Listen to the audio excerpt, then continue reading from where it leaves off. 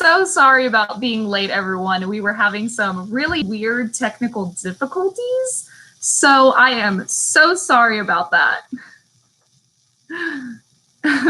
I was like, why isn't it working? Oh my gosh. For any of you that do know me, I am not a techie person, so I'm not great at it. I'm like, turn it off and on and maybe it'll work. So sorry about that, guys.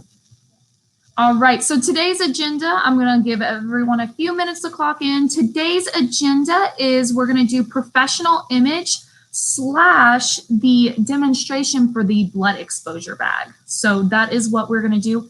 Every single person has the blood exposure on state 4. So we're gonna go through that really detailed step by step. So at least you have one out of all the steps completely mastered.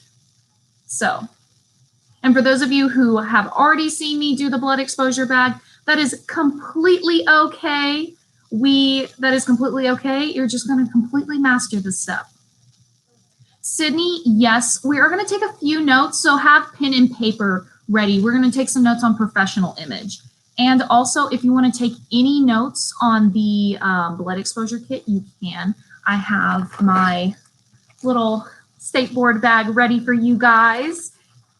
And I also found this lovely man, and I do not know who would kiss a mannequin, but thank you for this. But as you can tell, Samuel just woke up. So I'm gonna give you guys a few minutes. This live is going to be 2 hours long, 2 hours. So it's gonna be kind of longer. So right now I'm gonna give you guys a few minutes to clock in. I'm going to give you guys a few minutes to use the restroom, kind of get ready for this. Grab you guys some coffee. I know for some of us just woke up, so it is completely okay. Grab some coffee, use the bathroom, make sure the kids are doing good. So welcome, welcome, welcome, everyone. As you can tell, I am a morning person. I am not a night person. I go to bed at 8. So yes. So everyone grab some pen and paper, you know, the good old fashioned notes.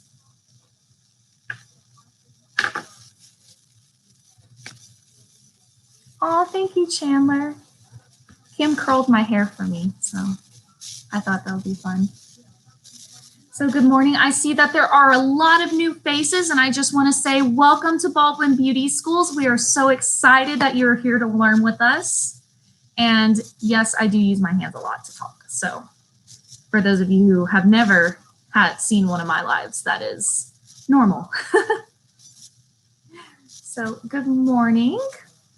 Still gonna give you guys a few minutes. I know this is gonna be a long live, and between the subjects, we're gonna take a little bit of a break, a potty break, you know, and a little, maybe refill your coffee break, just to let you know. So just a little bit of a break in between the two, because they're kind of two different things. One's state board and one is professional image. So we're going to take a few notes, and you know, if you do know me, I have my handy dandy whiteboard.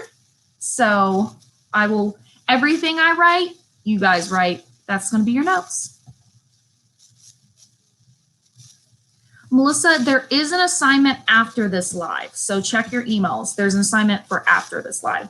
There isn't like a printout for this exact live. It's just after the live. So that is it. All right, I'm gonna give you guys a few more minutes to clock in, so that way, you know I was a little late. I'm sorry, techie stuff is not my thing. I am so sorry about that. All right, let me see.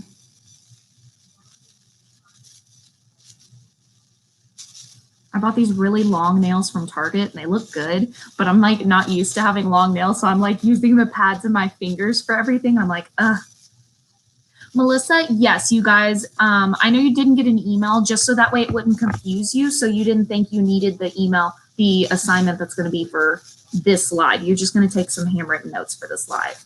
So yes, it will be emailed out later.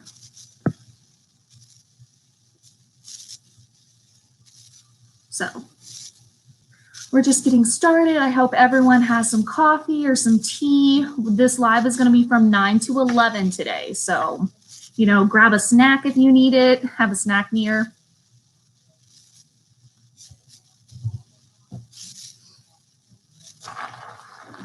I had some good breakfast tacos this morning, so I'm like ready. I had my breakfast tacos and coffee, so I'm like super ready and pumped for this live.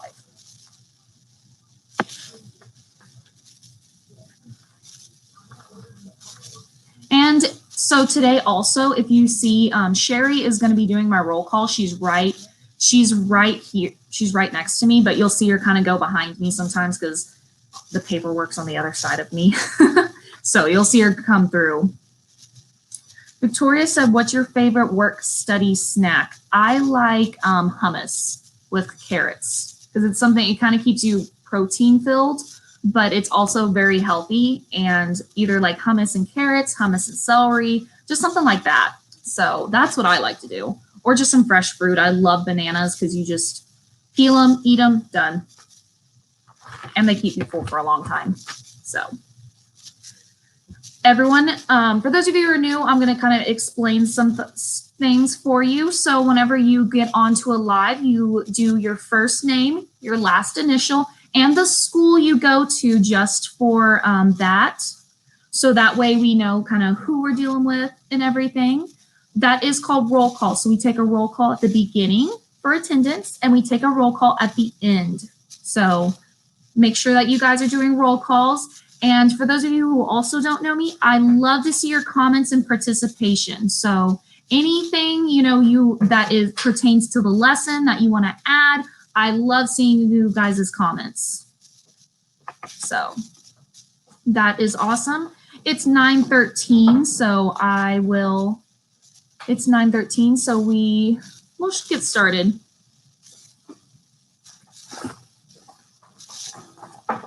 All right.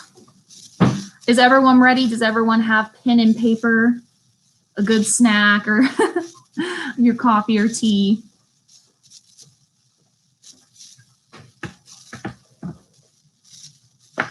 So for the first hour of this live, we're going to talk about professional image. And then the second hour, we're going to go into very in-depth the blood exposure bag. So by the end of this whole entire live, you guys are going to know what it's going to be like to be a real professional in your workplace.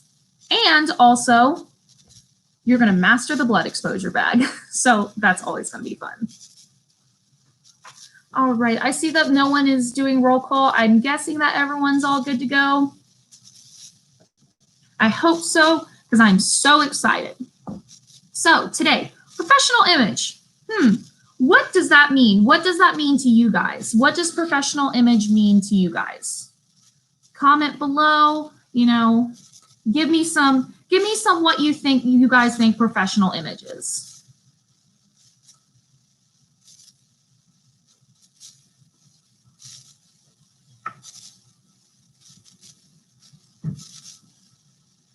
Good hygiene. I love it, Sydney. I love that answer. What do you guys think professional, like, what is professional image? Is it what you're supposed to look? Connor said dressing appropriately for whatever position you're in. Yes, I love it. Sydney also commented nice hair. I love that, Sydney. Sydney said cute makeup. Oh, Sydney, I miss all your makeup. It was always so cute. So cute. But Sydney is correct. Brianna said well-groomed. Yes, you are correct. And grooming can mean different things. So we'll kind of learn what like real grooming means today. Chloe said it's not your looks, it's presenting yourself in a professional way. Yes, I love that answer too. Being professional and professionalism is not just how you look, it's about the way you talk, it's about different kinds of things. So Victoria said the way you present your body, language, fashion choices, word to match a professional idea of oneself. Remember, being professional is one thing, but you also have to put your own twist on being professional as well, you know, like, for example, you know, in a salon, they give you free range to dress the way you want to if your salon does not have a dress code. So, you know, you have to put your own professional twist on it. So you're not going to show up to work in like you're not going to show up being a hairstylist in a blazer, heels, and like a blouse, you know? So you have to put your own professional twist. And that's why I love this chapter. All right, Sydney said how you introduce yourselves to a new client / coworkers. Good, Sydney. That was awesome. Mercedes says as well as how professional the salon is set up. Yes, perfect. So you have to match the professionality of the place. So let's get the definition of professional image. And like I said, whatever I write on my little whiteboard, it's whiteboard. You guys are going to write, so no worries, and let me know if I'm just going too fast. So, professional image.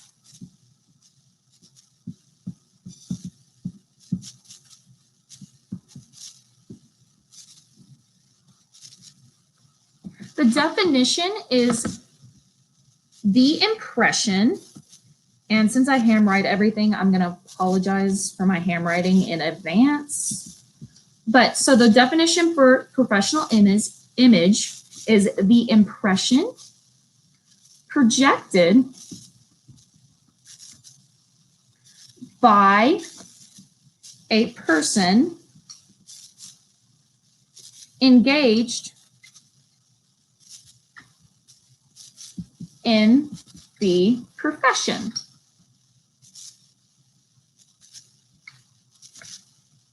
Consisting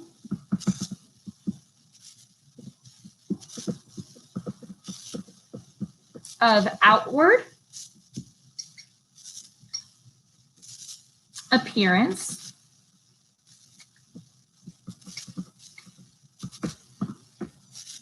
and conduct.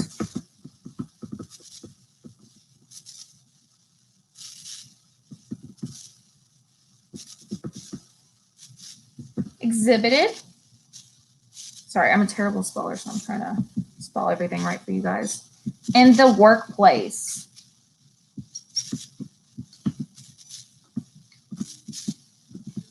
I know it's a long and lengthy definition, and that is completely okay because I not only say it for you guys while I'm writing, I'm going to show it for you guys. So, professional image is the impression projected by a person engaged in the profession, consisting of outward appearance and conduct exhibited in the workplace. So, like I said, that means not only your appearance, but it also means how you conduct yourself in the workplace. Like Sydney said, with your clients and coworkers. So, good job on that, you guys.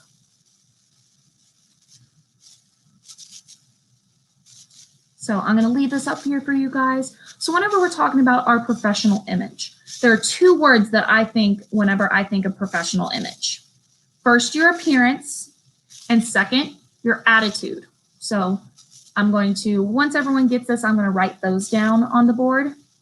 So appearance and attitude. What do you guys think appearance and attitude have to do with professional image? Because I know, like, you know, I know it's somewhat a lot of writing, but I'm not going to make you guys write a lot of notes. This one is more participation.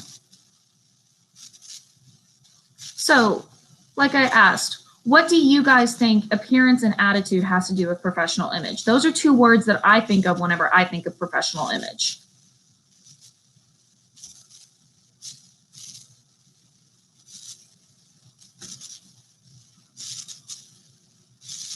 Everyone has this.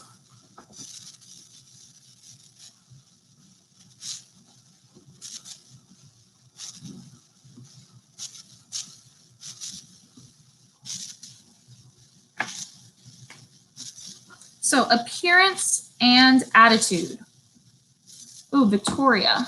Victoria said appearance is important for those who snap judgment, and attitude is important for building rapport and trust. Good job on that. Yes, you guys are completely right. So professional image has a lot to do with your appearance and your attitude. Connor says, yes, you have to make a good first impression, especially for those new clients. Beautiful, you guys. Molly said first impressions too. Love it, love it, love it. Love the participation. So whenever we're talking about professional image, appearance and attitude, Lauren said good communication. Yes. So your appearance. Okay, I'm a hairstylist. I go to work and my hair is just in a messy bun, super dirty, super greasy. Do you really, what would your client, if you were my client, what would you think of me? You know, whenever you would, of my appearance, if my hair was just super greasy and a messy bun, you know, you would be like, you're doing my hair, but your hair isn't even done. See how that appearance works with professionalism? So you have to take your appearance by the salon as well. Whenever I say that, if your salon is a cool, edgy salon, you know, wearing like a Def Leppard, like cool t-shirt and some rockin' jeans is a professional image for your salon. So it just depends. Sorry, on your everyone, I'm appearance. just going to move this so we can work around. We're working in here. There we go. Y'all got a new view. Oh, Good yes, morning. you have the sparkles now. Now you're good. And now I can go. Good morning. You can come over here now, too. Morning. Sherry is back for those of you who don't know Sherry. Sharla. So professional image, appearance. Now, a lot of you guys are saying attitude. Yes. So Connor said, no, seriously, how are you going to trust someone with your hair if they can't take care of their own hair? Beautifully said, Connor. That is what appearance, that's what we do with appearance. Like, as you can see, like I would have loved to have done this live in my PJs with my hair in a messy bun and no makeup, but that's not professional, is it? No, it's not. So like I said, Kim curled my hair and I wore a nice outfit and I did my makeup for you guys.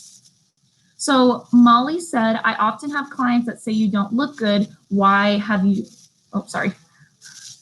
I can't read sometimes.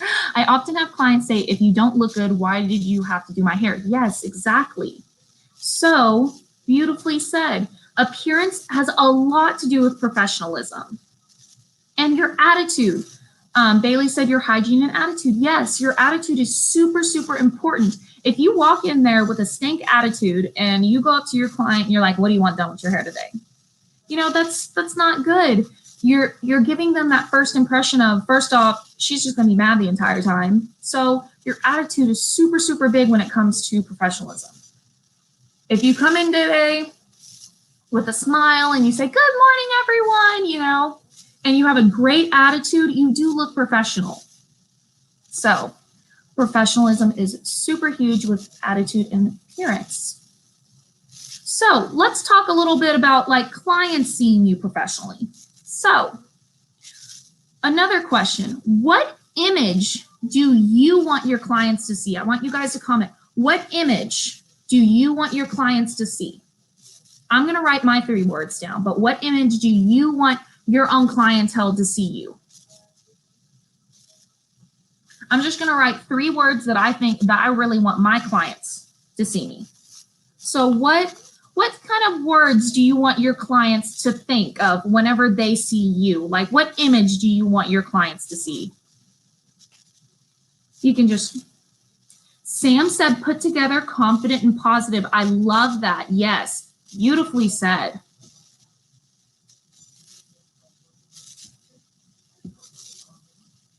Happy, smiling, and positive. I love it, Mercedes. Connor said friendly, professional, and confident. Yes. Confidence is key. Beautifully said.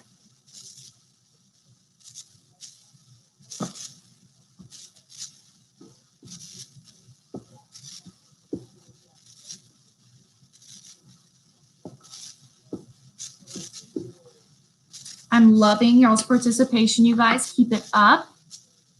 Today is just a little bit more participation. I have like a few notes. They're just definitions though, so no worries. Ooh, Victoria said iconic. I like it. Positive and experience. Chloe said friendly and confident. Yes, those are great words to use. And clean. Good job, Chloe. Yes, guys, these are great, great, great responses. I love it. So my 3 words are respect, trust, and eagerness. Let's think about those three for a second there. So why would, you know, whenever you think of being professional, mutual respect for each other is very, very, very important. It lets the client know, yes, I want to do your hair. I would love to do your hair, but I also want them to realize, like, you know, I'm not going to be unprofessional and just take their money and bleach their hair off. So, and also a huge thing is trust. Your clients have to trust you, you know. First, they have to trust you not to bleach their hair off. Second, they have to trust you, you know, to give them a nice haircut, to not, you know, have it crooked, or, you know, do their nails like super chunky, or give them a facial with using, if they have oily skin, using all dry products. So trust is extremely, extremely important when you think of professional image.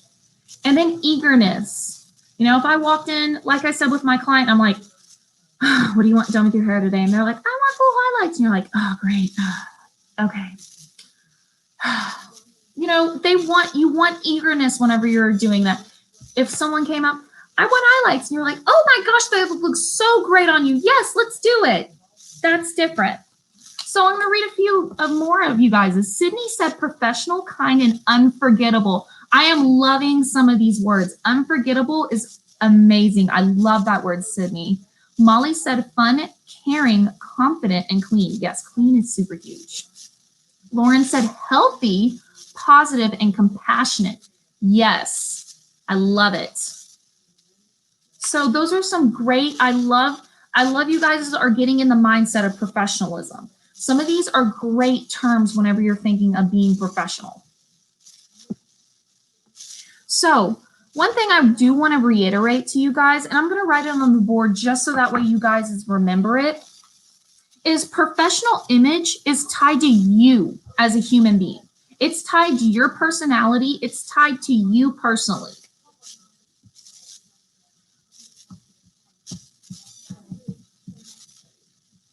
So I'm going to write this down for you guys because this is super important for you guys to know.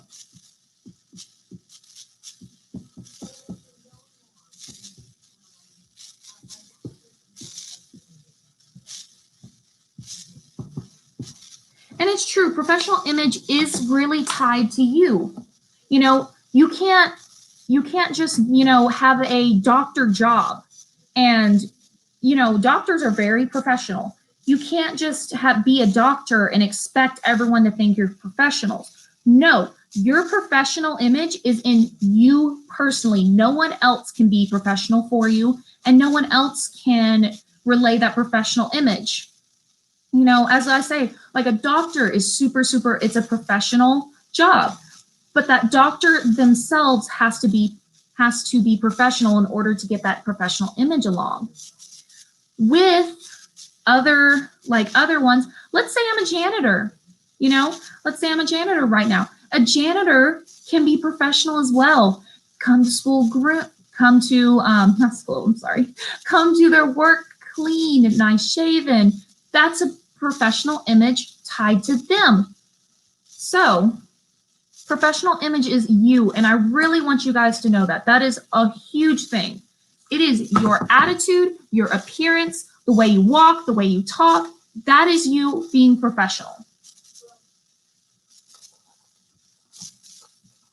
So with professional image, another thing I want to say is you must look your best for professional image, and you must also make lifestyle choices that express your commitment to your own well-being. So whenever I think of that, I'm like, that's super wordy. Basically, you want to look your best and you want to feel your best. Sam said something really awesome that I like. She said, someone told me that we are walking billboards for ourselves as stylists. Yes, I love that. You're pretty much your own model for your own salon, or you're being a booth renter. So you do have to remember that. And I'm not saying you have to get all dolled up every day. For estheticians, you know, just having their makeup clean and simple and having nice face. You're a hairstylist, their hair looking nice. And a nail tech, you know, or a manicurist, having their nails nice and polished, or just having a little clear coat and filed. So yes, I love that, Sam. Thank you for that. So, that's pretty cool. So whenever we're thinking of, you must look your best and you must make lifestyle choices. If I showed up to work super, super tired because I only got 1 hour of sleep last night, that's not making a great lifestyle choice for myself. So I'll look unprofessional because I'm very tired, and I won't present myself as a way if I got 10 hours of sleep or 12 or 9. So that's something you've got to remember as well with professional image. Now, let's move over to more, not really professional image, but let's look at professional hygiene. Let's look at that for a second. So that's going to be our next topic, is professional hygiene. So comment to me, what is hygiene to you guys? What is hygiene? What is professional hygiene? I mean, I know what it is for me, but I have like a 20-step skin regimen. Like, I know what professional hygiene is to me. That's like using my 20-step skin regimen. So Lauren said cleanliness. Yes, that's very good. So professional hygiene.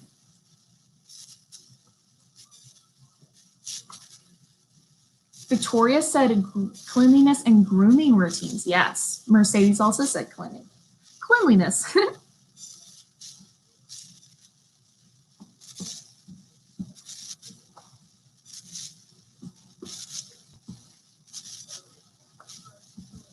So personal hygiene.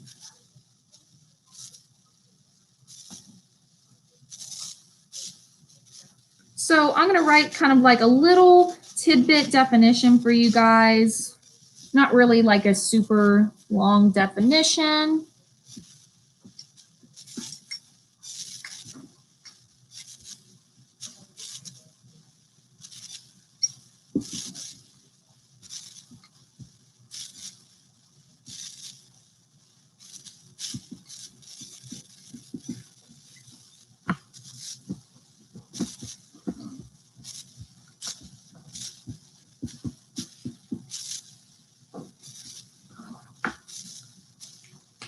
So personal hygiene, sorry, I was writing all this. So what I think of whenever I think of personal hygiene or professional hygiene, they're both the same, is daily bathing. I know hairstylists know not to wash their hair every single day because you're not supposed to, because it dries your hair out. But you do need to take a daily shower or bath, to cleanse your body. Chloe also said maintaining personal health through cleanliness. Perfect. I love it. Cute little definition. So daily bathing or showering.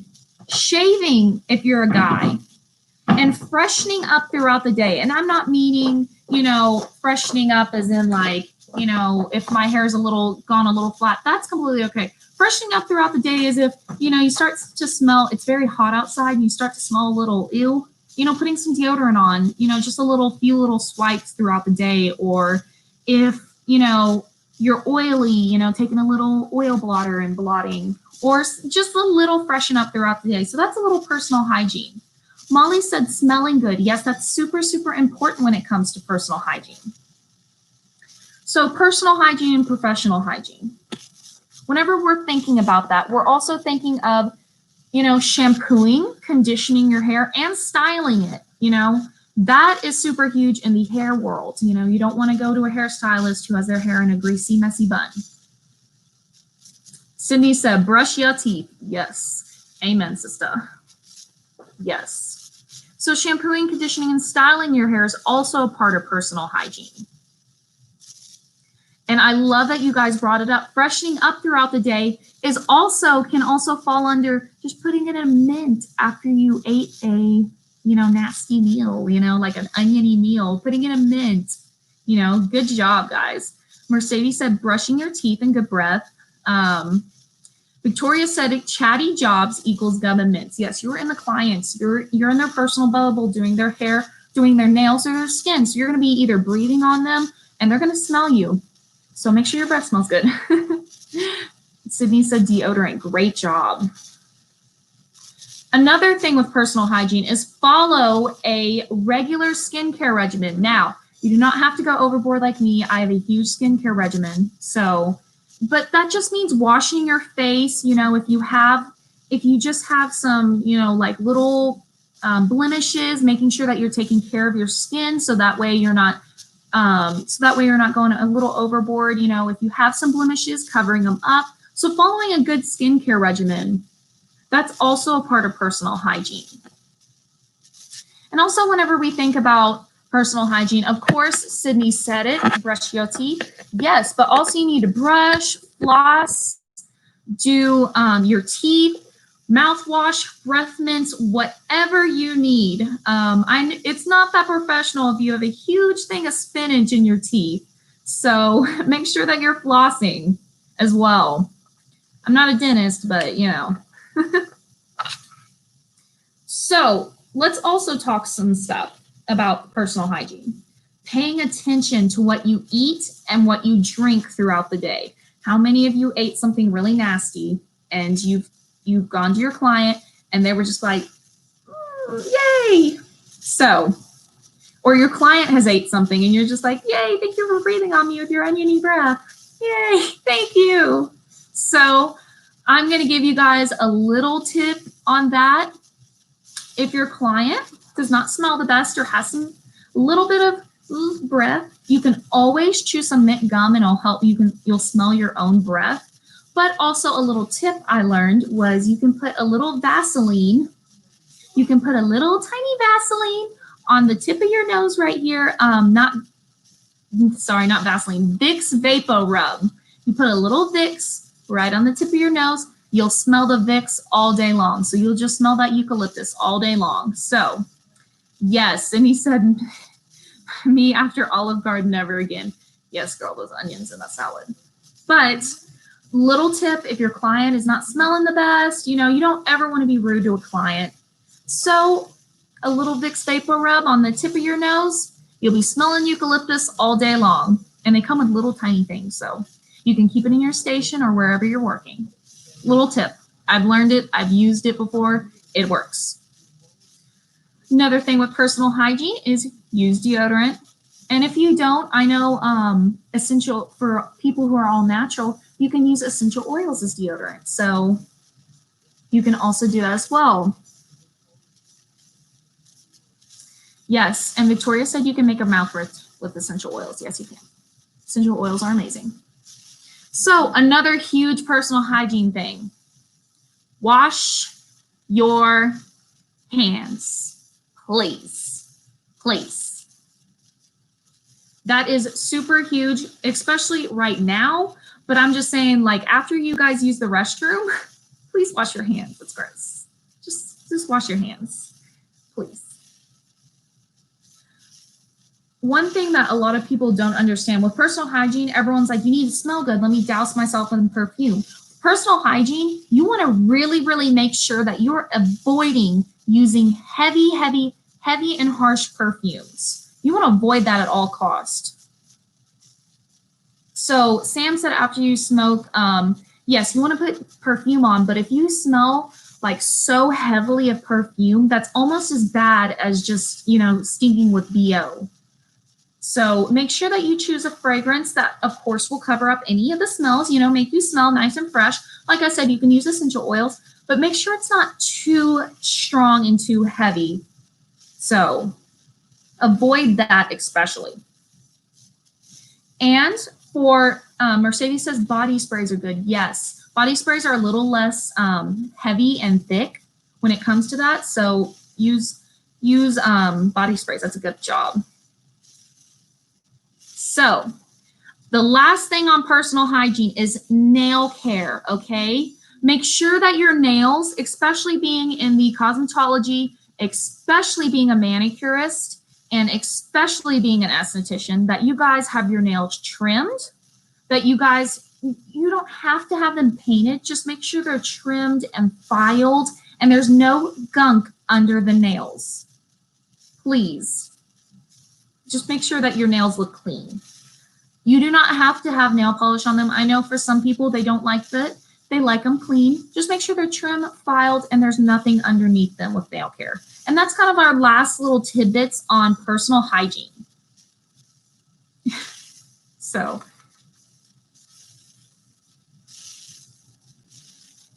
Yes, Mallory said something amazing. She said they came across so many patients that were allergic to scents and they would get headaches.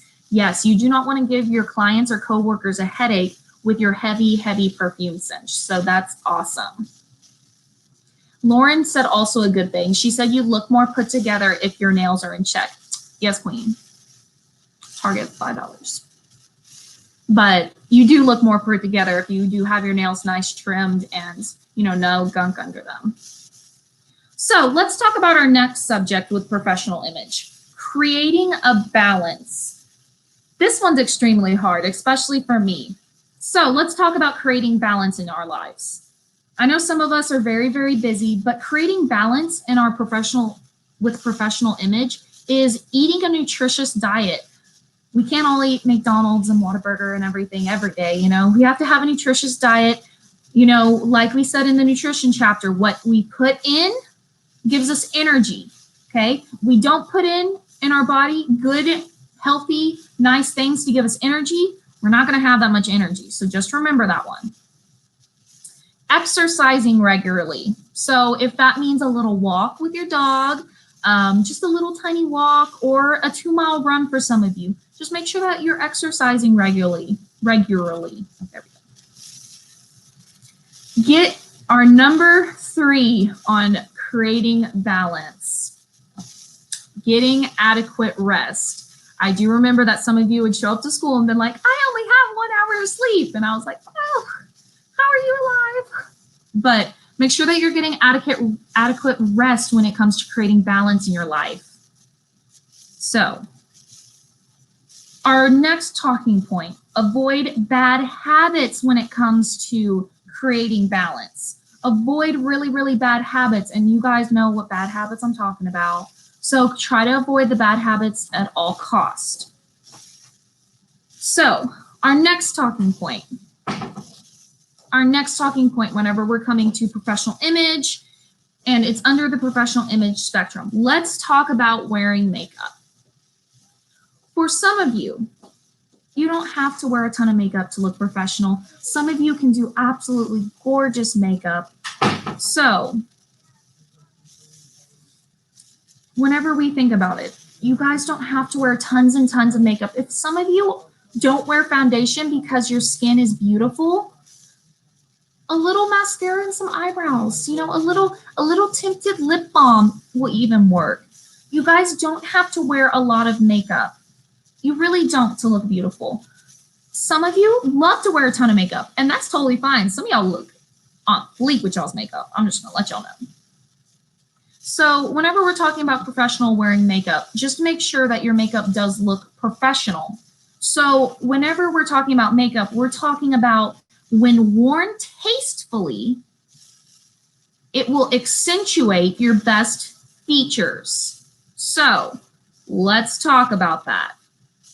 Yes, Yasmin says she loves wearing makeup. She's one of those people, I've seen her do makeup. Oh my gosh, it's absolutely stunning. She accentuates all of her best features and it looks gorgeous. And some people, the lucky people, they don't wear a lot of makeup and they look absolutely stunning and all they need is a little tinted lip balm and like maybe one swipe of mascara and they're good to go. That's completely fine.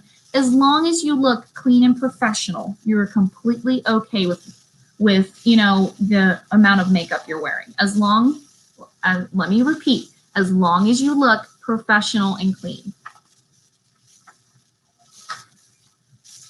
I'm sorry. Connor, I know it's crazy, but I rarely wear makeup. Yes, if you were a guy, you don't have to wear makeup. We're going to talk a little bit more about grooming and everything, but yes, guys, you don't have to wear makeup. And some people, you really don't have to wear makeup. And guys, it's completely okay if you wear a little concealer. Totally fine. Sometimes we all need a little concealer in our lives, you know? So, yes. Toria said, yes, it's crazy how big of a difference groomed brows do make. Yes, they do. So let's talk about a huge thing with professional image that we really don't think about. Physical presentation, guys. Physical presentation. Okay?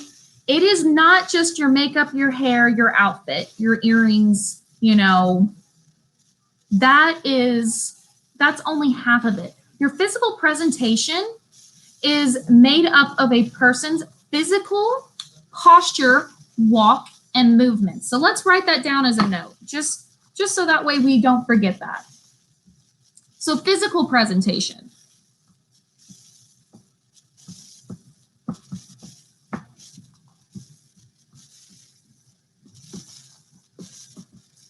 Let's talk about physical presentation. And I'm not talking about hair, makeup, skin, all that. I'm talking about the way we walk, our posture, and our movements. So, oh, spelled that wrong. Put make instead of made. So, physical presentation made up of a person's physical posture, walk, and movements. So physical presentation, let's talk more about that. So posture, walk, movements, physical presentation. Whenever we talk about our posture, a good posture conveys an image of confidence. So whenever you're sitting up straight, you're walking straight, you have your shoulders back, your abdomen out, you know, you convey a sense of confidence. As you can see, Wendy just walked by and her posture was wonderful. You saw Wendy walk behind me. She conveyed confidence in her walk. Her shoulders were back. She wasn't slouched over. You know, you see a thing of confidence. So, physical presentation. Whenever you're physically, you know, whenever you're walking or you're sitting or doing whatever you are doing, you're supposed to convey an image of confidence. And that's why posture and walk in your movements are so important. You want to stand tall. You want to keep your back straight, your stomach and shoulders back, okay? So you don't want to, you know, if you see me over here, I'm slouching. That doesn't look as good as if I'm standing back just like this. So do you see how it makes a lot of a difference? So let's talk about our standing posture. For those of you, excuse me, for those of you who are, whenever I'm thinking about standing posture, some people slouch and they don't even know it. So let's talk about this. So standing posture, number one thing is to keep your neck elevated, just like this, balanced directly above your shoulders. So your neck shouldn't be like this, you know, right here. Lift your upper body, do not slouch. So we're talking about standing position. So if you're standing next to your client, this is how your posture is supposed to look. Hold your shoulders level, relaxed, not scrunched up. So just like this, not, you know, or you ain't trying to fly. Keep your back straight, you know, no slouching. Put your abdomen flat. For those of you who don't know where your abdomen is, your kind of stomach area. So keep that flat. Flex your knees slightly. Position them over your feet. So that means do not lock your knees. You can faint from locking your knees. I had a client faint from locking her knees and she fell and it was very scary. So do not lock your knees. You will faint. You're just supposed to keep them slight, flex your knees slightly and position them over your feet. So, oh yeah, Sydney was there. It was scary, Sydney. Yeah, we remember that. So sitting posture. Let's talk about sitting posture because I'm bad about it too. I slouch in the chair. So with sitting posture, number one thing, keep your back straight. Number two, keep the soles of your feet entirely on the floor. Don't crisscross them. Don't have them, I don't even know, like whenever you're doing sitting posture, don't cross your legs or anything like that.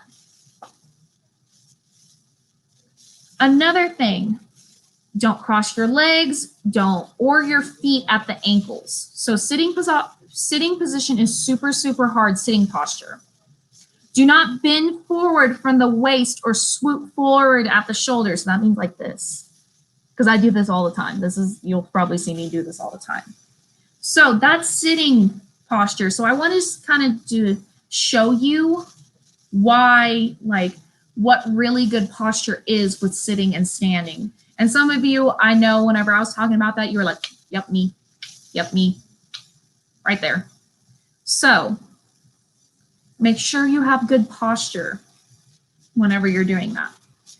Now, whenever I was talking about, everything, so that's more of your appearance. All of the stuff we were talking about was more your appearance. Let's talk about your attitude. Remember, we have appearance and we have attitude, okay? Those are the two big words when we think of professional image. So let's talk about more attitude, your professional conduct, okay? So let's write another little definition down. I know we have like 3 written down. That's completely okay. We're not taking too many notes, just getting the good stuff. Not going to fill it all with notes. Professional conduct.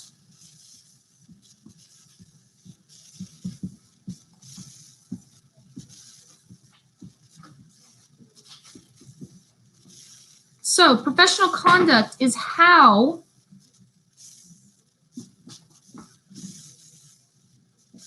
you behave and get along with clients, coworkers, and employers. So professional conduct.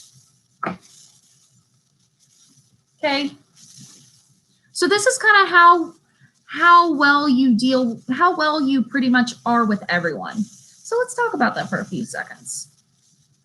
So whenever I want you guys to comment what you think professional conduct is. Name some words for me like you did for the other one. Name some words that you think that is in professional conduct. So it's pretty much your behavior. So give me some words that you guys are thinking whenever you think of professional conduct. Maybe some things that you could do for professional conduct. Mallory said being respectful. Yes. Good job, Mallory. So some professional conduct. Let's think about that.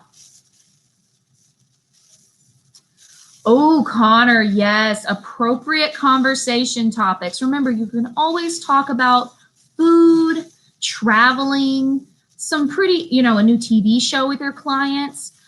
Things to avoid are those huge controversial topics. So try to avoid those. Try to talk about like food, dogs, pets, some fun topics. So yes, good job on that, Connor. Taylor said positive attitude.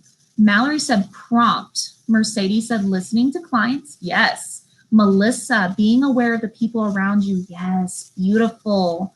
Honesty, curiosity, compassion, and respect. Ooh, Connor, yes, don't get crazy into your personal stuff. No one needs to know some of that stuff, okay? Mallory said integrity. Sam said greeting coworkers and clients. Lauren said no negativity. Yes. Chloe said avoid gossip. Beautiful, guys. This is great. I love you guys' feedback. I love the participation. I like whenever I like to hear what you guys think. So whenever I think of professional conduct, the first thing that comes into my mind, good manners. Good manners. That means it is like number one. That means if, good manners. Yes, ma'am. No, ma'am. Yes, sir. No, sir. Please. Thank you. Those are good manners. If a little old lady is fragile, don't walk in front of her. Let her take your arm and walk her to the shampoo bowl or walk her somewhere. Have good manners. Have a good bedside. Have good bedside manners. Do you need some water? That it makes you first. It really helps the client really get down really helps the client really see your personality. And good manners and good bedside manners are just number one when it comes to professional conduct. Some people, I will admit, don't like to be called yes ma'am or yes sir. You know, some people don't. But Lauren did say a good thing. Active listening. Yes, you guys are completely right. Melissa, love that. She said if a client wants to talk about their lives, listen. Don't talk about yours. Yes, beautiful. Molly said being kind and positive, being able to deflect if a client's getting too deep. Yes, deflecting is a good thing. Sometimes deflecting is a great thing. Okay. Yes. So just remember a few things, you know. Also, having a professional conduct, having a warm approach. Don't be like, hi, my name's Alana and I'm going to do your hair. No, good morning, my name's Alana and I'm going to be doing your hair today. What were you thinking? You know, compliments. Yes, Molly. Don't have a big ego. Yeah, I can do anything you want. You know, I'm just amazing. Don't have a big ego. You guys know I like to act, so. So let's talk about some mastering self-control in these last 3 minutes. Mastering self-control. Okay, let's talk about that because sometimes we get those clients that are a little fun, you know what I'm talking about. Not every client is going to be the best client in the world, and that's completely okay. The thing you have to know is to maintain professional and how to, you know, handle the situation. So I'm going to give you guys a few tips so we can master self-control together, okay? And if you guys have any more tips, I'd love to see you guys' participation, so just let me know. So, mastering self-control. We have a client. Not so fun. That's not so fun, okay? Lauren took it from me right there. Great job, Lauren. So think before you speak. Count to 10. You know, don't be like 1. You know, don't count out loud. Count in your head. I've done that before too. Deep breath. Yes. Count to 10. Kind of, you know, let yourself calm down before you say or do anything because you might be overreacting. Okay. The second thing we can do to master some self-control to help us keep us professional is distance yourself from the situation to regain your composure. Guys, if you need to, just tell your client, you know, yes, Sydney, y'all think of everything I'm going to say, and I love this. I was just about to say that, Sydney. Sydney said, say you got to use the restroom and recollect yourself. Perfect. Just say, ma'am, I really have to use the restroom. I hope it's okay. I'm just going to go to the restroom real quick. Go in the bathroom, compose yourself. Think of how, you know, professionally that you can deal with the situation. So, and Victoria is right. Remember, it is not about you. Sometimes people just take out their bad day on you. Yes, that is wonderful. Great. So, another thing is avoid engaging in a no-win situation or argument, okay? You guys know what a no-win situation is, and you guys know what a no-win argument is. Just completely avoid that, okay? Another thing is get another opinion before making a super big judgment. I know I had, you know, a friend, and I was like, she, you know, I was worried. She was my best friend in the world, and I was like, she hasn't even told me happy birthday yet. And I was like crying. Her grandma died that day.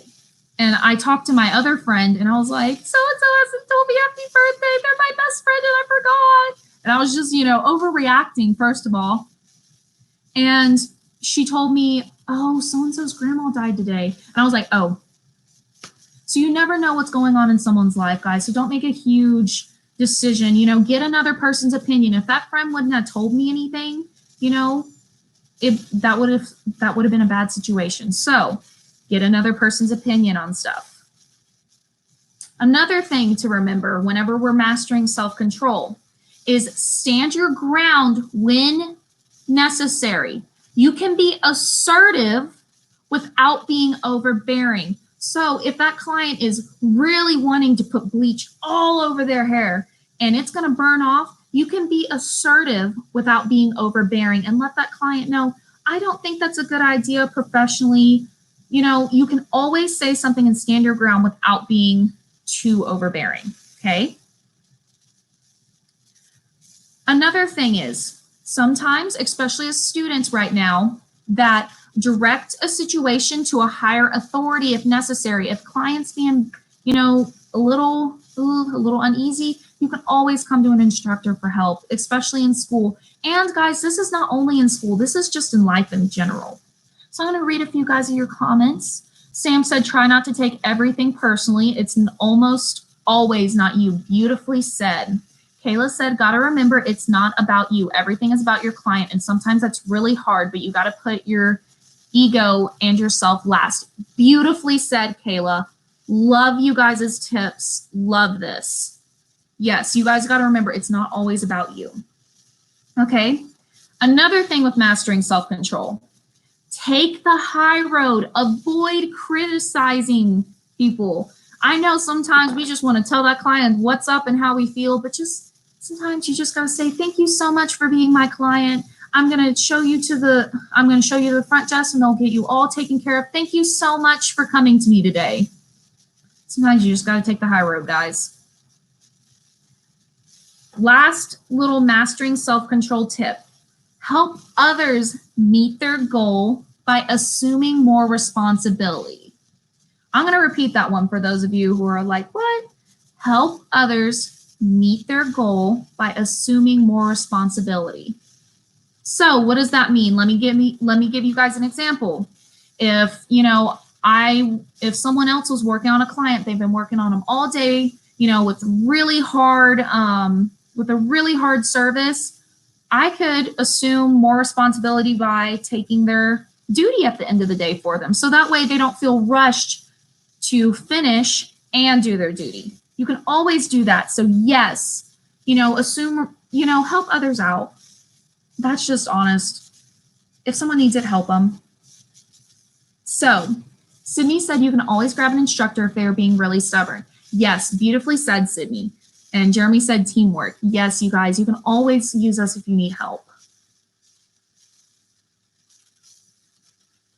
Victoria said one of the best ways to diffuse is to acknowledge the client's pain. Anger, frustration, upset are very me-centered emotions. So a client can't begin to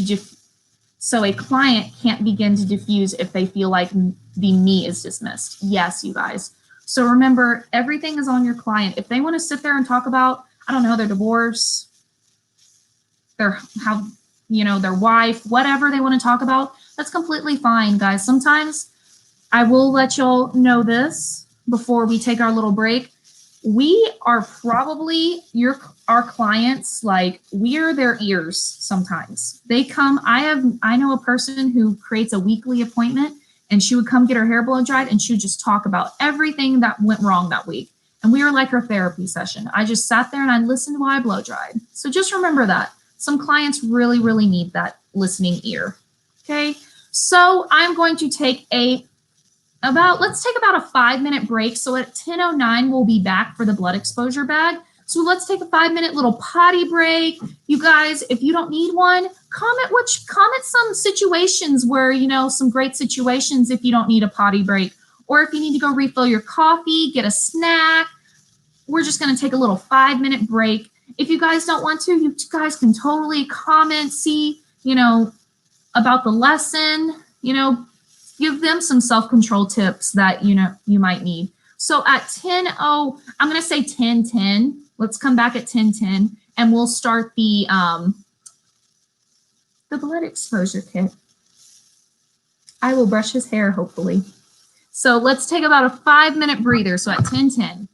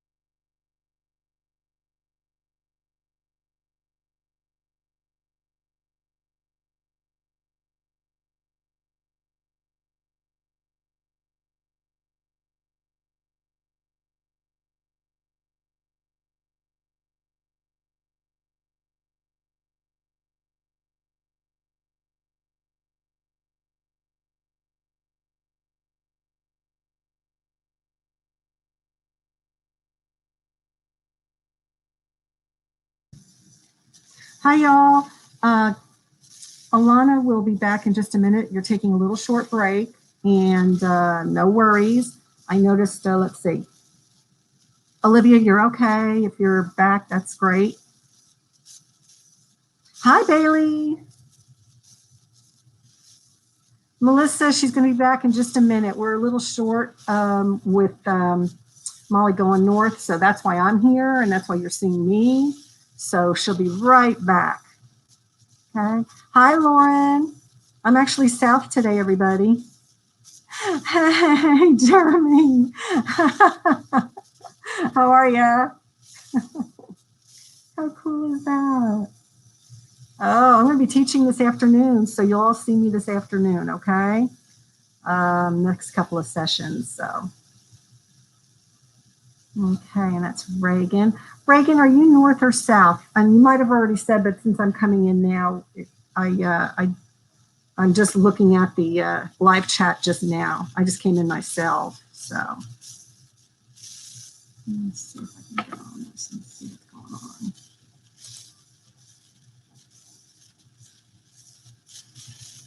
Teamwork.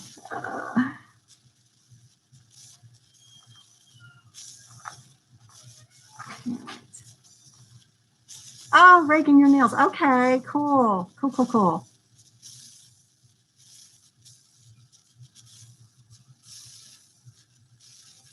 All right, guys, I'll be back.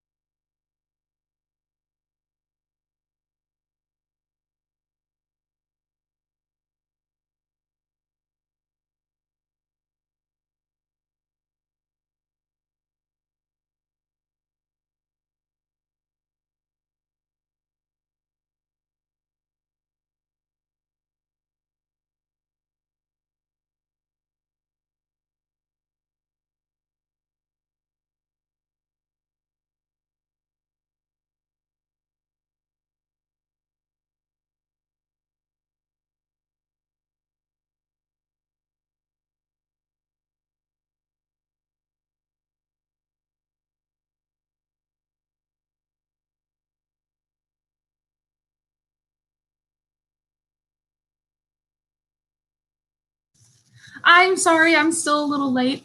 I was giving a tour to a brand new student. She looks amazing. She was so sweet. I love you guys. So yes. I'm gonna give you guys a few seconds to log back on so that way you guys actually know I'm back. So I've been coming in and out. Those poor kids. So Jeremy came on. It was pretty cool. He's like, hi. Yes. Okay, you're good. I'll be coming in a little later. Yeah, sorry about that, guys. We were just taking a short little break, for everyone to go to the restroom. So, welcome back, welcome back. I'm gonna give you guys a few seconds so that way y'all can log on. That way we can get back because we're gonna start the blood exposure bag. I did not get a chance to brush his hair, so his hair is not important. But whoever did the cut on him, this cut looks good.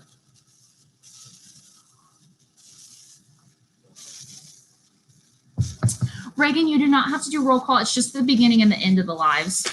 I'll usually tell y'all when to do roll call. But good question, though. So welcome back, welcome back. I'm just going to give you guys a few seconds. I know I was a little late. It's okay, though.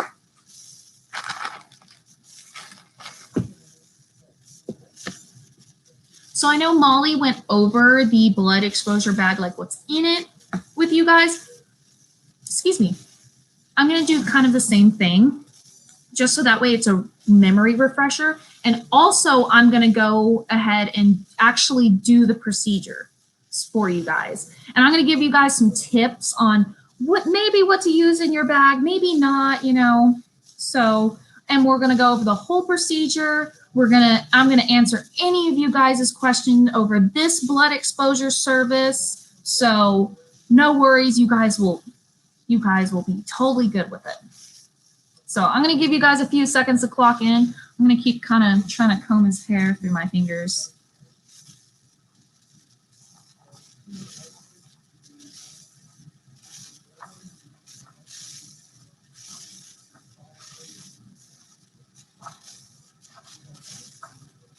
Okay, I think now he's good.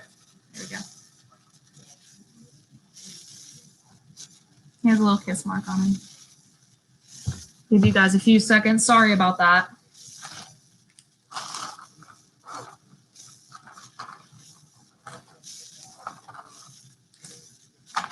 All right. Let's get everything back.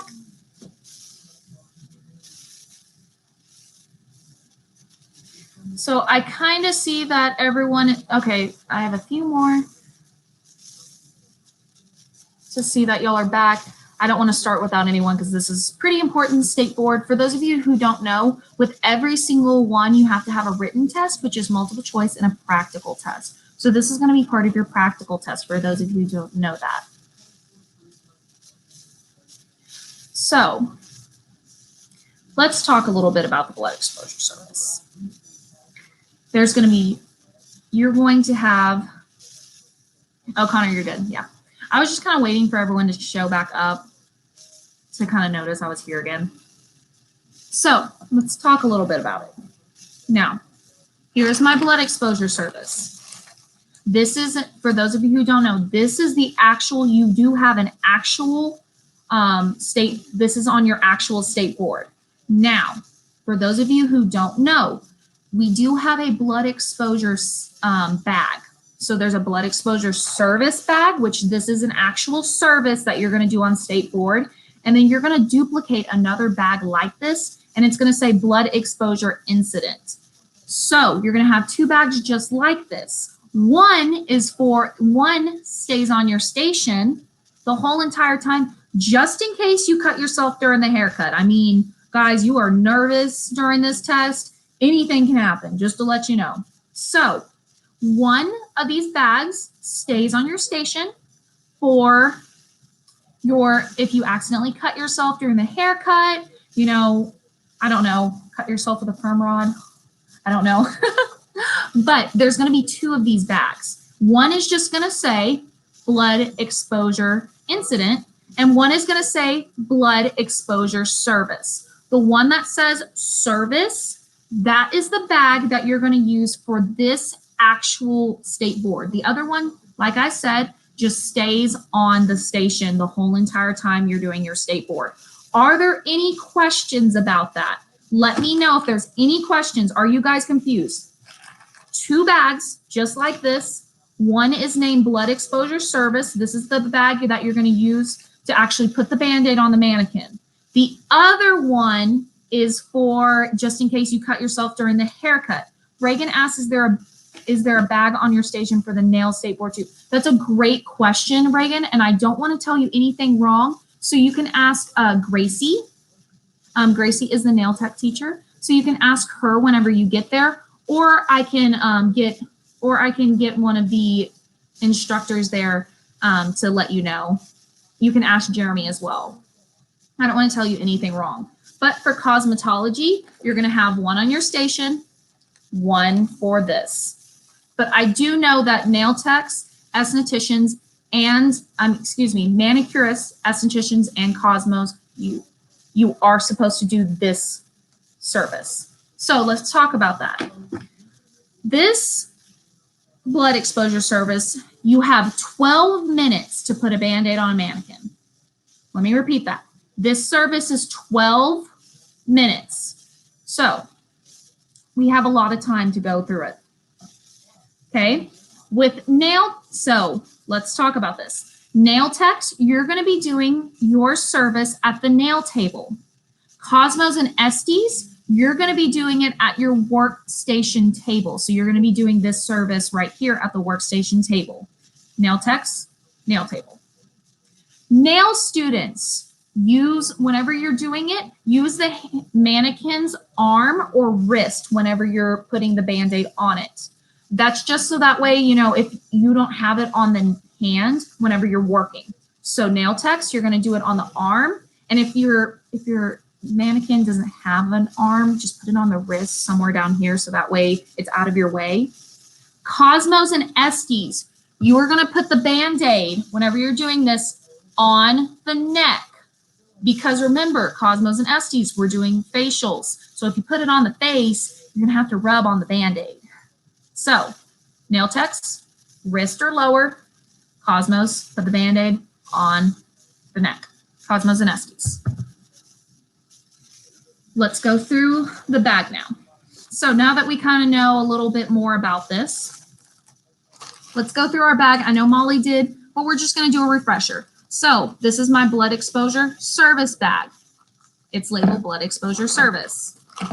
In my bag, I have one little Ziploc-y bag that has the biohazard stickers on both sides. If you want to go on Amazon, you can and buy the blood exposure service stickers. If not, I printed this off and I colored it red. It just has to be red or orange and say biohazard. And I taped it on there. So if you don't want to buy anything, just print off a little biohazard badge, cut it out, color it red or orange, and there you go. Just a little tip. But if you want to, they're on Amazon. I think they're a roll for 10 for $6, but they are the real biohazard stickers. But you do have to have biohazard sticker or your little label on both sides.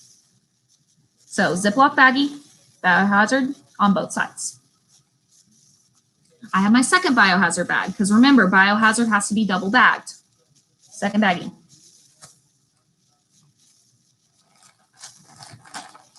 I have my cotton rounds.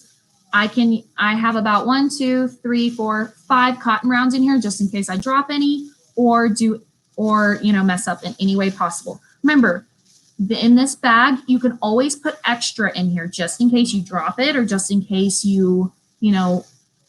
anything can happen during state board. We're all nervous. So I put 5 in here. Okay, I have my antiseptic labeled antiseptic. It's just water. You can use water.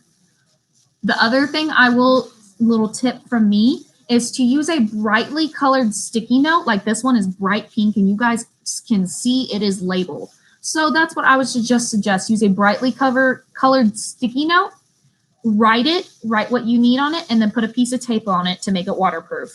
So that way, if you want to reuse this bottle, you can, but just fill it with water. It doesn't have to be antiseptic. If you want to, you can fill it with witch hazel, whatever you want. I would just use water. Okay. And then I have my gloves right in here. And I also have my Band-Aid. A little tip with the gloves. I know I have long nails right now, but if I was actually going to state board, I wouldn't have these on because they're press-ons. But a little tip to the wise, make sure that your nails, yes, are looking good because that's professional. But I wouldn't have super long, sharp, pointy nails because they can rip the gloves. So for those of you who are wearing any rings or anything, I would just for state board, not have any of them on there just because you might rip a glove, just to let you know. Okay, so let me put everything back in my bag just to give you all a little refresher on what's in the bag. Remember, you guys, that EPA, which is just a disinfectant, EPA and hand gel sanitizer are on your station, as well as your blood exposure incident for Cosmos, and your trash liner is going to be taped to your station. So remember, all of those are still on your station as a little state board refresher. Okay, so let's talk about it. 12 minutes. You have 12 minutes to complete this step. The first thing you're going to do is hand gel sanitize your hands. Oh, look, it's right there. Hand gel sanitizer. So the one thing I will teach you guys about the hand gel sanitizer, you are not on state board. I know we all do this, but you're not supposed to do this. If anyone can see me doing this, you're not supposed to wrap your hands. Use 2 hands just like this, squirt. Just like that. It's not open. Probably help it open. There we go. So let's, if you have something, let's practice it. No, yes. See how you do not touch your hand to that pump at all on state board. That's with anything. So anytime you have to hand sanitize your hands. So my hands are sanitized and I'm ready to go. So our first step is EPA our hand gel our hands without touching the pump. Our second step, ooh, this hand sanitizer stinks, is to EPA the work surface. Okay, so you're going to EPA the stations that you're using. So now that my hands are nice and sanitized, I'm going to grab my EPA and maybe some towels, or maybe I'll put some paper towels in here in this blood exposure bag. Wipe everything down, EPA it, make sure everything, including the chair, anything is EPA. Throw that away. Set your EPA back on your counter. Remember, you always have EPA on it. Sanitize your hands again. And remember, did you guys see how I did that? I'm going to keep the little pump right here. Sanitize your hands. You will get sanitation points off if you do this, or I don't know. Some people just put hand sanitizer on, just like this. Okay. Our first thing to do is we are going to go into our bag. My hands are sanitized. I'm going to take everything out of my bag. Just like that. Remember, my station is EPA'd, so I'm good to place all my stuff on my station. It's all sanitary. So I'm going to take everything out of my bag. Now, what to do with this bag? Number one, anytime you reach into a bag, you have to close the bag no matter what. You have to close the bag. Let's close the bag. Okay, I'm going to put the bag in the trash can. Okay, I touch the trash, EPA my hands. Sanitize my hands. I touch the trash. Now that my hands are nice and sanitized, my other step is to put my gloves on. Put the gloves on. Might take me a few seconds because my hands are still kind of wet from the sanitizer. Perfect. 1.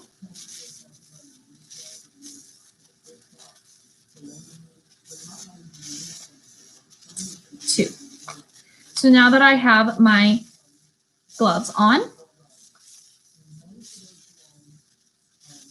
so the first thing we're going to do is apply pressure to the wound with our cotton round. You can use cotton rounds. Estes, you can use 4x4s. You can use kind of whatever. I'm just using cotton rounds because that's what I have. So I'm going to kind of, here's the wound right here. There's the line. It's a pretend wound, you guys. So the first thing we're going to do is we're going to take our gloves and apply pressure to the wound. Remember, this wound is quote unquote bleeding. So apply pressure. Okay, we applied our pressure, we're good. So we're going to take our, bloody cotton round. We're going to put it in our biohazard bag, okay? In the biohazard bag. Seal the biohazard bag, okay? And remember, guys, you can always hand sanitize your hands with the gloves on. So, okay. So apply pressure. Then we're going to put the antiseptic to it, okay? So you'll have your mannequin on a stand. So I'm just going to, I like to use the sprays just because, remember, we're not supposed to touch anything. So if I did this, that's wrong. So I just spray it really nicely. 2 squirts. Make sure the judges see it.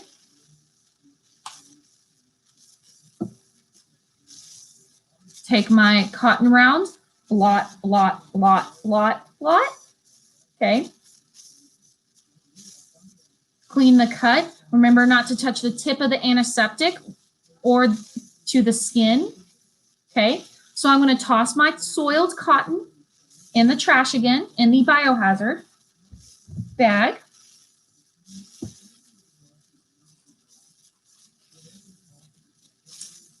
Close my biohazard bag. And if you want to, you can apply more hand sanitizer. It's completely okay. So now that we clean the wound, we apply the pressure, now it's time to have the Band-Aid.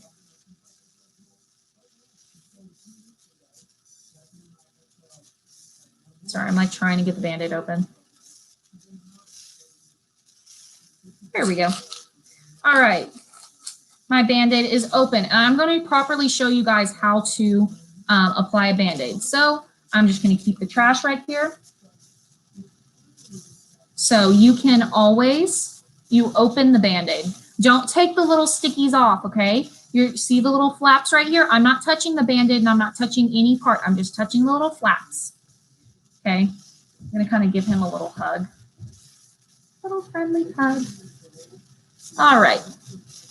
So I'm gonna apply, I have my little butterfly little things right here. Probably should have gotten the Band-Aid stand, but it's okay. I'm going to take the cotton, which is right here. I'm going to take the cotton, place that on the wound right there. And I'm not ever, you see how it's kind of sticking with the little flyaway pads? Take one, stick it. Take two, stick it. See how I never ever touch the wound or the adhesive with my hands. So now, he's all good to go. What I'm going to do is, after that, is properly dispose of my materials. So I'm going to teach you guys how to properly take off your gloves. So with the trash in your hand right here, I am going to take my pinky, put it on the inside of the glove, just like this. Oh, the glove just ripped. Take my glove off. This is the part that my other hand touched. What I'm going to do is see how I'm holding it by my pinky still. I'm going to grab it inside my other one. I'm going to take my other pinky, put it inside of the glove. Remember, none of the inside of the glove touched any of the biohazard. And as you can see, my nail ripped through the other glove. So my gloves are off. This is the inner part where my hand was touching. Since I sanitized my hands, we're all good to go to touch it. Put my gloves in my biohazard bag. Okay. In the biohazard bag, I'm going to close it. And I'm going to put my biohazard bag in my other bag. Remember, biohazard has to be double bagged. So put it in my other bag. Close my bag, and I can place it in my trash. Boop.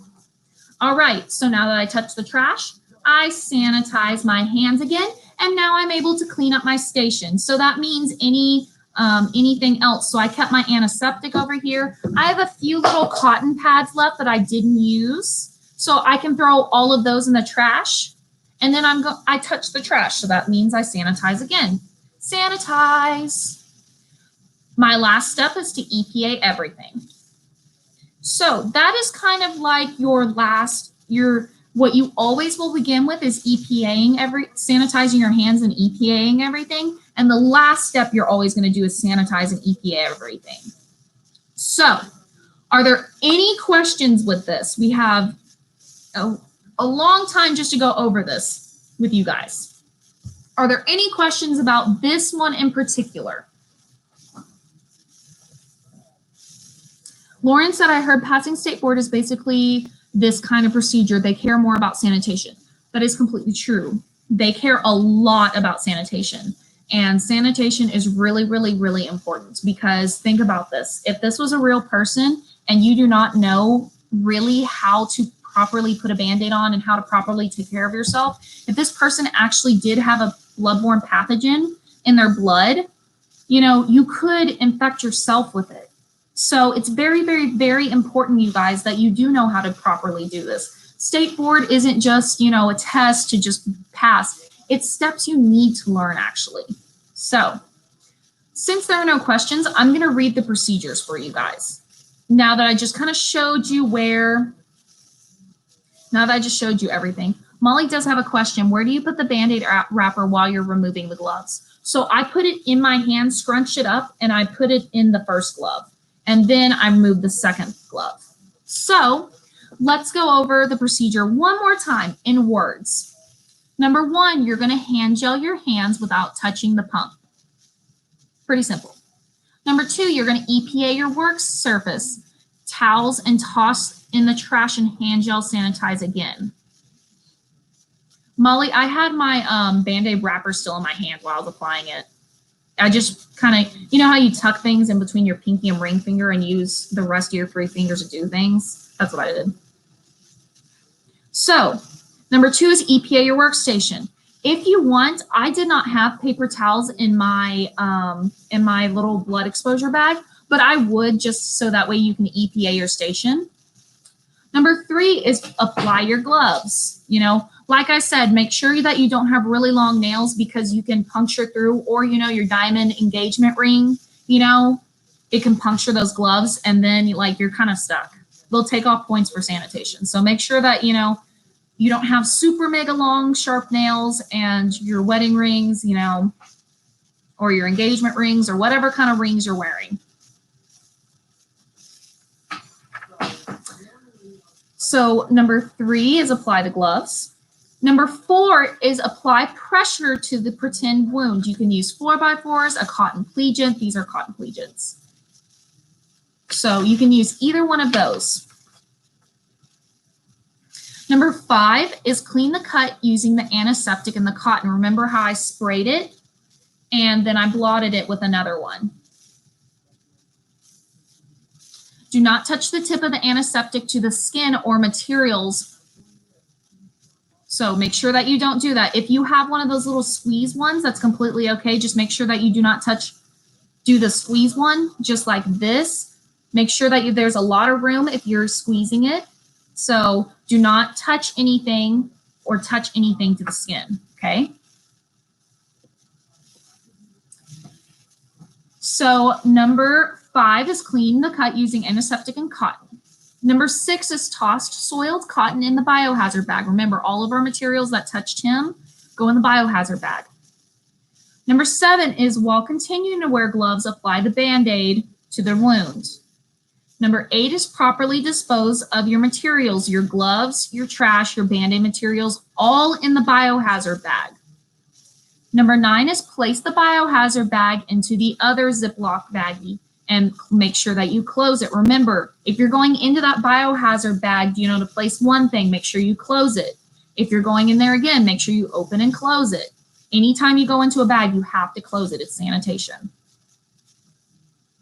So, number nine is place your biohazard bag into your second foldable sandwich bag and place it in the large trash. Number 10 is sanitize your hands and EPA your work surface with paper towels. So there is your procedure. And remember, you guys, you have 12 minutes to do this. That's a long time to put a Band-Aid on a mannequin. So don't be too worried about this one. So Victoria asked, double checking, extra unused supplies in the bag get thrown away at the end of the service. Yes. So with State Board, you're going to have a ton of different bags labeled a ton of different things. This one, like I said, is labeled blood exposure service. So at the beginning, they will tell you, we are now on the blood exposure service bag. You will have 12 minutes to complete this. We will tell you when 6 minutes are remaining. So they'll give you some instructions. They'll say, can you please pull out your blood exposure bag, your blood exposure service bag? So you'll pull it out of your big bag or you'll pull it out of your little station and you'll set it on the counter. And usually what they'll actually do during State Board is they'll check it. They'll go around and check everything to make sure, first, you have this right bag, and second, that you have no materials in there. Any illegal materials, should I say, like a cheat sheet, like a cheat sheet or anything like that. So that is another thing. So I'm going to kind of go through the State Board a little bit. I know it's confusing. At the beginning, they're going to tell you instructions on what to do. They'll ask you to get out your blood exposure bag. You'll place it on there. They'll give everyone 5 minutes to take it out, and then they'll have you place it on your area. Then they'll look at it to make sure there's not any illegal substances like cheat sheets, any of that. You can only have what's on the contents. You can only have what we kind of told you what were on the contents. You can't have a cheat sheet or anything like that. Then what you do is you place the bag. They'll check it to make sure if you're good, you're good. Then you guys will start the service. They'll usually say, we are now doing the blood exposure service. You have 12 minutes to complete it. We will tell you whenever 6 minutes is remaining. So, and then they say you may start. And that's whenever you start EPAing your station, opening your bags. So that's a little bit more detailed, I know, into state board, just to give you guys a heads up, because I don't ever want you guys to go to state board and be like, what? So are there any questions? And I have heard all the questions on the gloves. You can have any gloves. I personally suggest with the gloves, use powder free, because the hand sanitizer will mix with the powder in the gloves and create a beautiful paste. And it's just gross. I have learned that one from personal experience. So with the gloves, just use powder free. You can use latex. You can use any color gloves. It does not matter. The Band-Aid, it can be any color. It can be a Dora the Explorer Band-Aid. I would just suggest a regular Band-Aid. I had a little fancy Band-Aid in there. I would kind of make sure that the Band-Aid, I know mine was clear. I wouldn't do clear just because, you know, they can't really see the Band-Aid. I would do some sort of like either skin toned or colored. So you can choose any Band-Aid. I would choose a normal size Band-Aid. You know, this regular, this is kind of like a butterfly Band-Aid. So I would choose any regular size Band-Aid. So are there any questions with that? Because I've been asked everything in the world about the blood exposure service.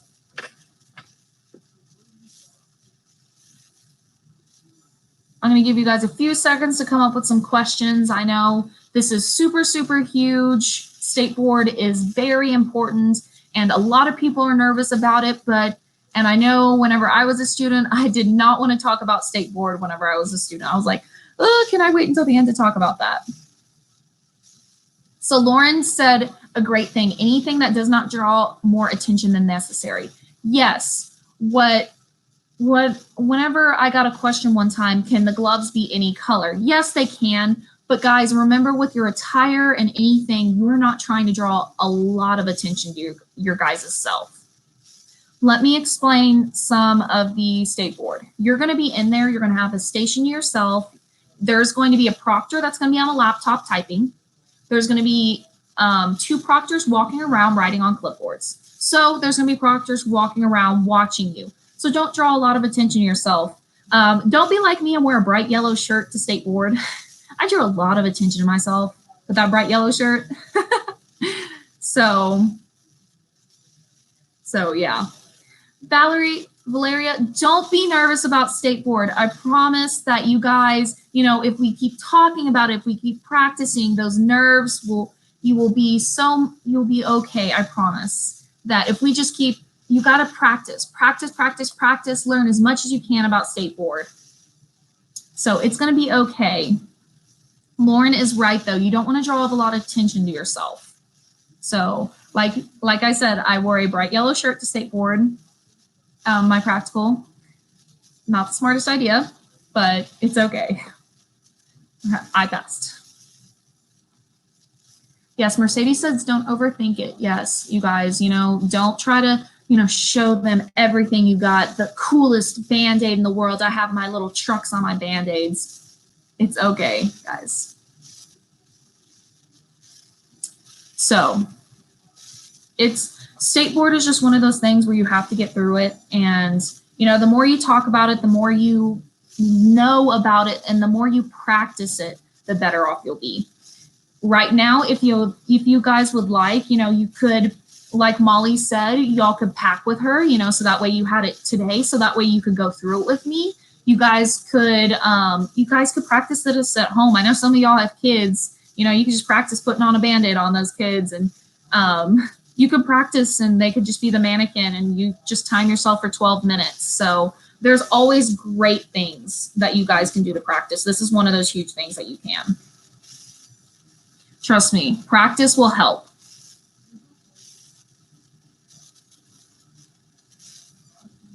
So Victoria said, if you pick up a disposable material like cotton pads without sanitizing it, can you save yourself by disposing it, sanitizing and pitting? Yes, you can. So if I used a cotton pad accidentally and I don't know, I did a weird step, it's okay. You can just put in your bio. If you put it on the person, just put in the biohazard because it's already sanitized, because it touched blood. So put it in the biohazard bag. But guys, I will tell you, you're going to be nervous. I was shaking the entire time. I didn't cut myself during the haircut, thank goodness. But you guys are going to be super, super nervous. So pack like you're going to be nervous. So that I only packed 1 Band-Aid, but that means maybe packing 2 Band-Aid. I packed 5 cotton rounds. So that way, if I dropped one, I had a backup, and I dropped that one, I had a backup to that one. So you guys can always pack extra materials. Pack an extra set of gloves. I have been known to get mad at gloves and just try to put them on and just rip them. So you can always pack extras. Are there any more questions about anything? Another thing that we can go over is, so you have hand sanitizer on your station already. It can be it just has to be in the original package labeled hand sanitizer. So make sure that you have that. You have EPA hospital grade disinfectant on your station in a spray bottle. You will always have that on your station. You'll always have your little trash bag taped to your station. And you will also have your blood exposure for Cosmos and SD. For Cosmos, I know the blood exposure, but I will find that out for you guys for nail techs and SDs if you guys have to have the blood exposure little other baggie on your station. So, all right, if there are no more questions. Oh, Sam said, if you drop a cotton round at the end using an extra, when is it safe to pick up the ones that are dropped? When you're completely done with the service and you're kind of cleaning up, before you take off your gloves, you can pick it up, put it in your gloves, and then, take off your gloves. So that's a great question, Sam. So if you drop anything, especially disposable, just throw it away and grab a new one. If it's not disposable, let's say for Cosmos, you drop your comb during the haircut, EPA it and let it sit for 5 minutes, okay? So that's another thing. So if it's disposable, just dispose of it and grab a new one if you drop it on the floor. If it's not disposable, which I hope you guys would pack an extra comb or whatever. If you don't have another one, it's okay. You dropped your first comb and then you used your second comb and you dropped your second comb and that's it. Just take that comb, EPA it, set it down, hand sanitize your hands and wait for 5 minutes. So that's another thing. Are there any more questions? I am here to answer you guys' questions. I love state board questions. That means y'all are super interested in them.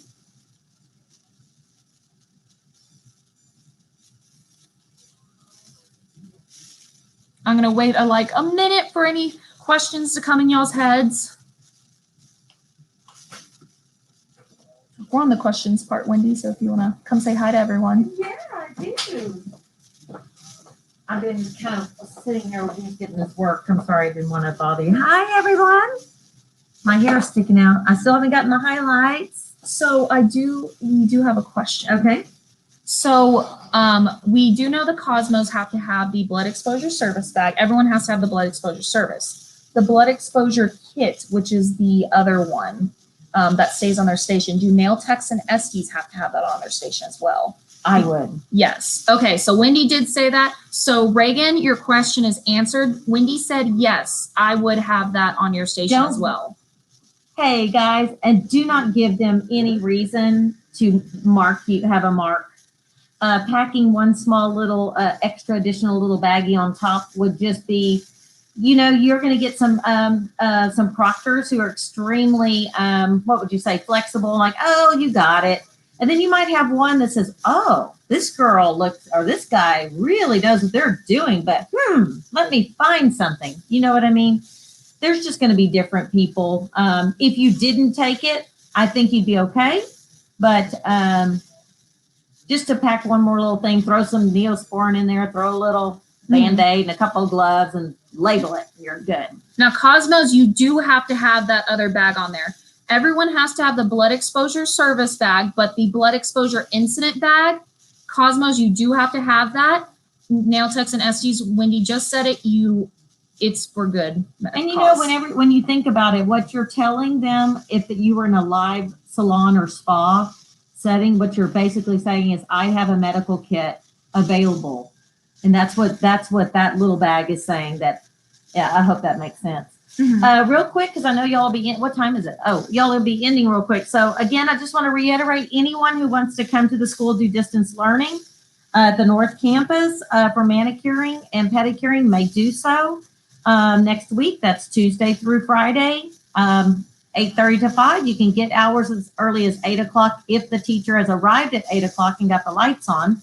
So it's just it's like additional hours, and sometimes traffic can happen. So don't get too upset if they're not right there at 8 o'clock. You can stay as late as you can. And then June 5th, June 16th, anyone who wants to do hair cutting, please give me a shout. Let me know that you'll be joining me for hair cutting for 2 weeks at the North Campus. We're doing it now, having a great time. And then I know that our new estheticians will be joining us around June 9th, I think, coming on and learning how to get their hands. It does make a difference. The students who are coming to the school during the day for this for the practical portion, they're loving the ability to kind of do both and get, the old mundane of listening to these lives and stuff all the time can get a little, it can get a little, boring, I should say. Not even boring, but, just being around here at the school and getting to do some practical. So give it some consideration. Chloe, it cannot be water on the, wait, what was she asking? Oh, for the blood exposure incident, the antiseptic can be water. The antiseptic. Yes. Yeah, that's good. Okay, well, you will be seeing Sherry. Your email did we have an email assignment today that I sent them? Yes. Okay. So you guys' email assignment right now is to, the PSI had the procedure and everything, the safety criteria and the procedure of what they're looking for. So what Wendy wants you to do is rewrite it, take a picture of that, and send it to the distance learning email. Oh, you know what I bet we sent them though is the assignment for I bet I labeled it 10 to 1 and the other. Did y'all receive another assignment in your email box that says read the pages? That will be for your 12 to 2 assignment. I think I put on there 9 to 11. Move Samuel. Oh yeah, Valeria, I understand. Okay, I got the 12 to 2 assignment. Okay, perfect. Is it the one that says, Sam? Is it the one that says to read the pages and summarize or type?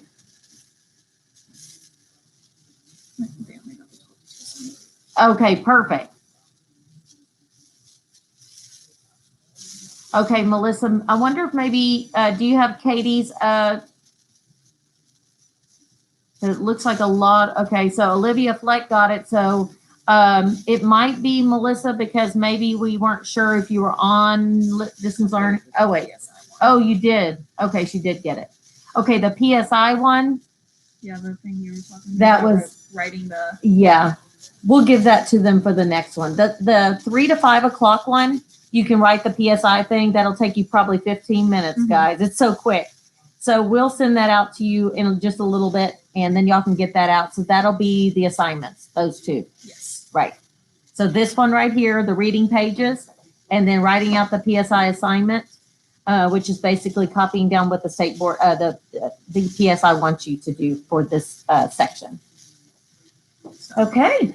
Good deal. Well, it is 11 o'clock, you guys. Thank you for spending your morning with me. I hope you guys have a great rest of your day. You will see Sherry soon, so it is all good.